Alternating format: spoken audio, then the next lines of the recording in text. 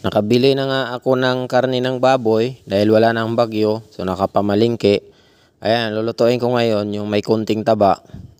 Yan, ginawa ko lang dyan, dinirect ko. Kasi nakalimutan ko palang lagyan muna ng kunting mantika. Kasi may mga laman ito. So isunod na lang natin. Papakatisin ko lang yung mantika niya para hindi naman ganun ka grabe na ba sa pagkain ng mantika. Para ma-drain. Nilagyan ko rin ng mantika ng baboy. Yung sobra nakaraan yan.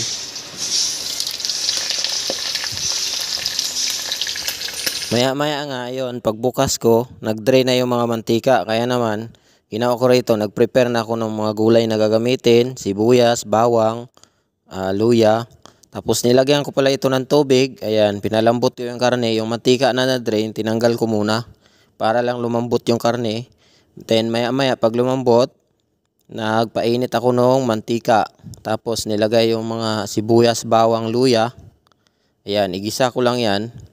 Since luto naman na yung karne, ilalagay ko na siya sa mga halos toasted na or mabango na sibuyas at bawang na may luya.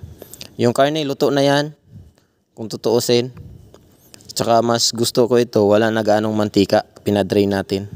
Nilagyan ng konting tuyo. Ayan, konti lang. Yan, sige, lagay lang. Kasi titikman pa naman natin yan. And then, maglagay rin tayo ng kaunting suka. Ito, patis to. Maglagay rin tayo ng konting patis.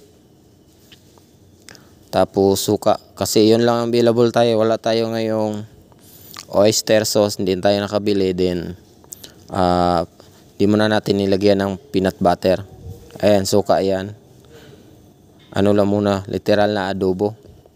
Pero kakaiba to kasi pinadrain muna natin yung mantika. Mas maganda itong ganito kasi mas healthy siya kumpara dun sa maraming mantika na makain talaga. Kasi ito pinadrain muna natin. Ayan, nilagay natin yung mga gulay. Yan munang okra tapos konting bitsin. Pampadagdag sa lasa. So yan lang. Yun lang naman yung secret natin dyan. Sikapin lang natin na marunong tayo kumain o malakas kumain, magluluto tayo.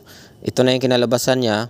Nung lumambot na siya, tapos nakapit na yung mga sauce, nilagyan ko ng tubig, konti, para matubig-tubig ba siya pagkaluto kasi gusto ko yon.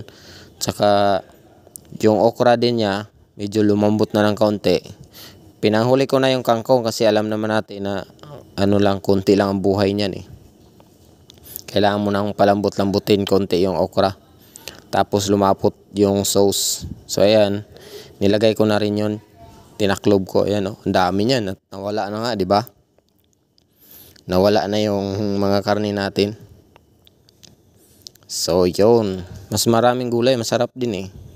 So ito na yung kinalabasan, no? Para nawala na yung kangkong kasi nga nung siya, marami pa. So ayun, tikiman time. Ang ganda na tingnan, no? Tara, kainan tayo. Meron tayong sandamakmak na kanin. Natong yung mga gulay, at saka nilagyan natin ng sabaw. Meron yan sabaw para pampalalong gana sa kain. Sobrang init lang talaga kasi kakaluto lang. Tapos yung kanin, hindi naman ganun kainit. So okay lang.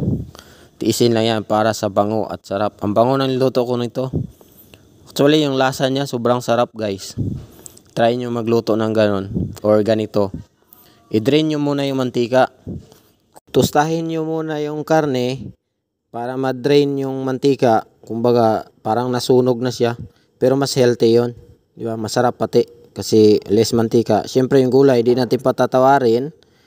At yung texture niya at lasa, guys, para siyang lechon kawali. Promise, ang sarap niya. Kasi luto na muna yung niluto. Tinusta natin siya sa sarili niyang mantika. Tapos sabay pinalambot natin. Ayan yung texture niya. Parang lechon kawali talaga. Tapos inadobo pa natin na nilagyan ng gulay. Sarap. Tapos yung sabaw niya, ayan oh. Texture sa kanin. Ang sarap niya. Talagang naubos ko yung kanin dito eh. Grabe, maglalaway talaga sa sarap. Kasi malambot yung karne. Tapos parang lasa, parang lechon kawali na. Ayan oh.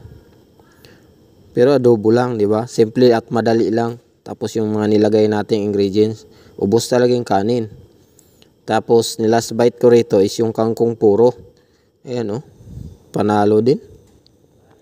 Lumalaban din talaga. Sarap niya. Purong gulay ba? Oo. Talaga naman. Hindi nga ako nakontento eh. Kumuha pa ako. Kinuha ko lahat ng mga gulay talaga oh. Ito yung last bite ko. Yung may mga okra. Sarap. Promise guys, gayahin nyo to. Ang sarap talaga. Yun lang, dito ko natapusin. Mag-ingat ang lahat mga kababayan sa ang sulok ka man na sa mundo.